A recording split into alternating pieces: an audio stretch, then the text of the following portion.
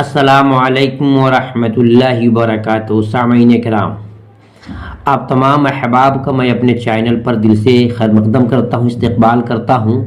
آج کی ویڈیو بہت ہی اہم اور خاص ہے۔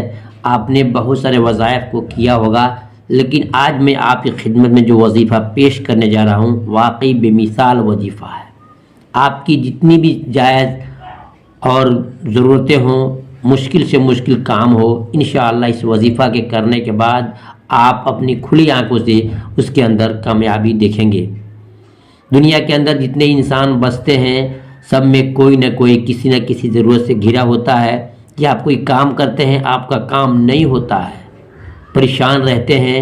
اللہ رب العزت کا نام، اللہ رب العزت کی آیت کردہ آیت جو میں آپ کے سامنے پیش کرنے جا رہا ہوں، ایک بار اسے کر کے دیکھیں۔ اللہ رب العزت کے ذات سے پوری امید ہے کہ 100% آپ کا کام بالکل آنکھوں دیکھا حال کی طرح پورا ہو جائے گا، کیونکہ اللہ کا وعدہ ہے کہ جو بندہ مجھ سے مانگتا ہے میں اسے دے دیتا ہوں، اور جو بندہ مجھ سے ہٹ کر کے دوسروں پر یقین رکھتا ہے یا دوسروں کو اپنا سہارا بناتا ہے میں اس کے کام کو پورا نہیں کرتا ہوں۔ تو سامعین کرام، یہ جو میں وظیفہ آپ کے سامنے بتانا جا رہا ہوں، یہ اللہ کے نبیوں کی دعا ہے، اللہ کی آیت کردہ قرآن شریف کی آیت ہے، نازل کردہ اللہ کی آیت ہے۔ اس لیے آپ سے میں کہوں گا کہ آپ کسی بھی مشکل کام میں اگر پھنسے ہیں یا کام کرتے ہیں آپ کا کام نہیں ہوتا ہے، اس کام کو ضرور کریں، انشاءاللہ پورے کامل یقین کے ساتھ کریں، آپ کی تمام جائز تمنائیں پوری ہو جائیں گی۔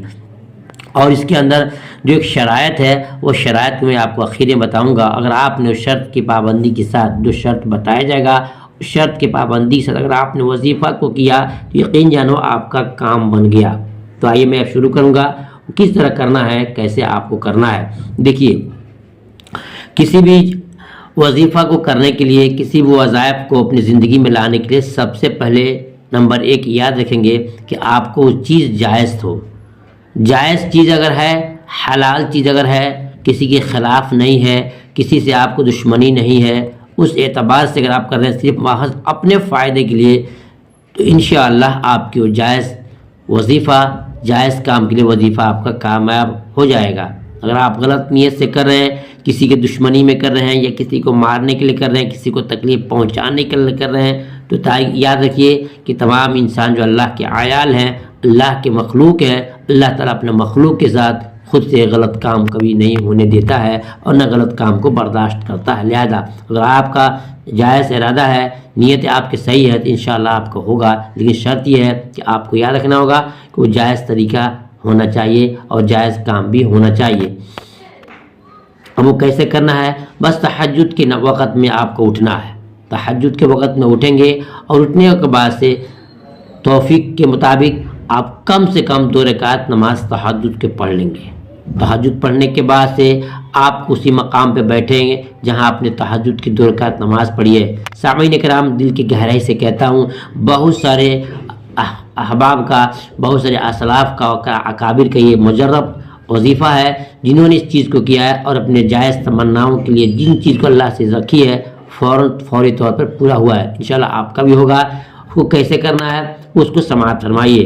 تہجد کی نماز آپ کو جو توفیق ہو کم سے کم 2 رکعت نماز پڑھیں۔ جیسے کہ آپ کو معلوم ہوگا کہ تہجد کی زیادہ سے زیادہ رکعت کیا ہے، 12 رکعت نماز ہے، لیکن آپ کو کم سے کم 2 رکعت نماز پڑھنی ہے، زیادہ آپ کو نہیں پڑھنا۔ پھر نماز پڑھنے کے بعد سے جو آیت میں آپ کو بتانے جا رہا ہوں، یہ حضرت موسیٰ علیہ السلام، عیسیٰ علیہ السلام، بہت سے نبیوں نے اپنے اپنے کسی بھی کام کو اللہ سے کرانے کے لیے وظائف کو کیا ہے، اللہ سے لو لگایا ہے، لیکن یہ جو وظیفہ ہے، یہ جو دعا ہے، یہ حضرت یونس علیہ السلام کی زبان مبارک سے پھر جاری ہوئی دعا ہے، جس کو اللہ رب العزت نے قرآن میں نازل بھی فرمایا ہے۔ اور اس چیز کو جانیں کہ حضرت یونس علیہ السلام 40 دن تک مسلسل مچھلی کے پیٹ میں رہے۔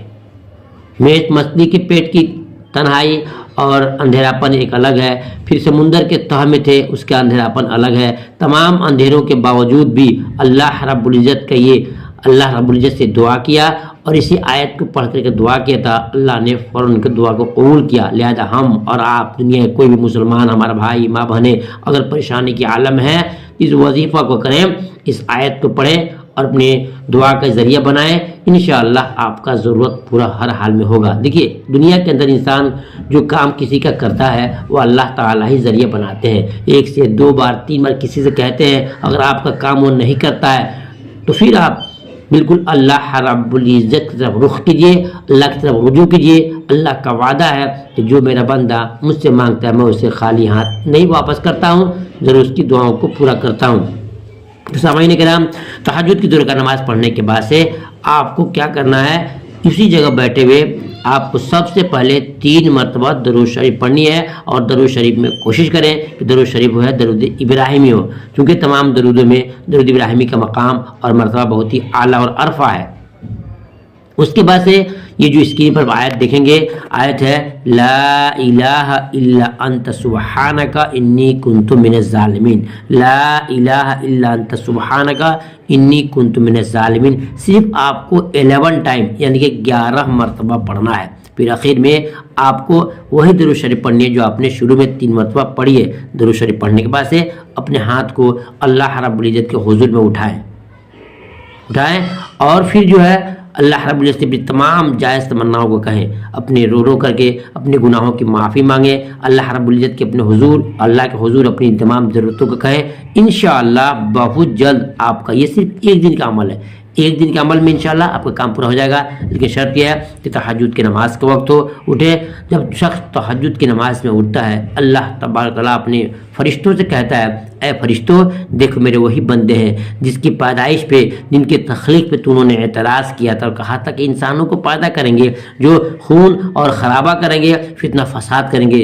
دیکھو آج میرے بندے ہیں جو رات کی تنہائی میں، رات کے سناٹے میں بستروں سے اٹھ کر اور گرمی اور سردی کے لحاظ کیے بغیر میرے حضور کھڑے ہیں، سر کو زمین پر رکھے ہوئے ہیں اور میرے سامنے ناک کو رگڑ رہے ہیں اور پھر ہاتھ اٹھا کر ہم سے دعائیں مانگتے ہیں۔ فرشتوں تم گوار ہو کہ جن جن چیزوں کو یہ مانگ رہے ہیں میں اپنی قدرت سے ان کو دینے کی ضرورت کو قبول کرتا ہوں اور بہت جلد ان کی ضرورت کو پورا بھی کر دوں گا۔ تو جی سامعین کرام، اللہ کا وعدہ ہے کہ جو بھی بندہ مجھ سے مانگے گا، خاص طور سے اس قیمتی وقت میں یعنی تہجد کے وقت میں، اللہ تعالیٰ اس کی جائز تمناؤں کو رد نہیں کرے گا بلکہ پورا کرے گا۔ اللہ سے دعا کروں گا اللہ ہم تمام بھائیوں کو اللہ رب العزت سے اپنی دعاؤں کو، اپنی ضرورتوں کو کہنے کی توفیق عطا فرمائے۔ دعا کریں اور جب بھی آپ دعا میں جائیں انشاءاللہ اس ناچیز کے لیے بھی دعا کریں، میں بھی آپ کے دعا کروں گا اور کمنٹ پہ لکھیے آپ آمین۔